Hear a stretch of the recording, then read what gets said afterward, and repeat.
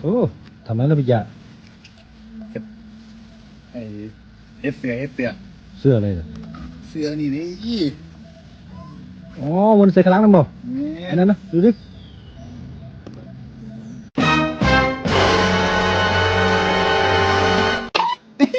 โอ้โห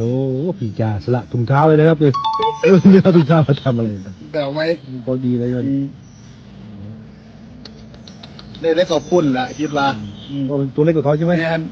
ตัวนี้มัน โอ้ อ้วน ดี ๆเล แย่แล้ ยว ลองดูก่อนเผื่อ ร่างใจได้เนาะ ประตูโอ้เสื้อครับใส่เสื้อ แยกกันที่เราลง โอ้ทำเอ็นดูครับโอ้พี่ยะดังก็อีกอ้าว ตรงนี้เวลาเดี๋ยวออกไปก็เอาเป็นอันนี้กันเนาะนี่ครับแต่งให้ เสื้อเต็งเลย เสื้อแต่งมันก็ฟื้นๆแน่แหละเพราะว่าเจ้าอ้วนเนาะ โอ้อันขึ้นลาย กินอะไรกันนอนเลยแต่เย็นๆได้ใจเย็นๆบ่หัดแบบลูกบ่หัดพอฝุ่นใส่เลยใจเย็นๆอีกน้อยครับอีกขาหนึงดูนี่พุ่งยังใหญ่ใส่ได้ไหมล่ะ ได้แต่งไว้ เสื้อ แล้ว เต็งแล้ว เสื้อแต่งนะนี่ โอ้เสื้อเต็ง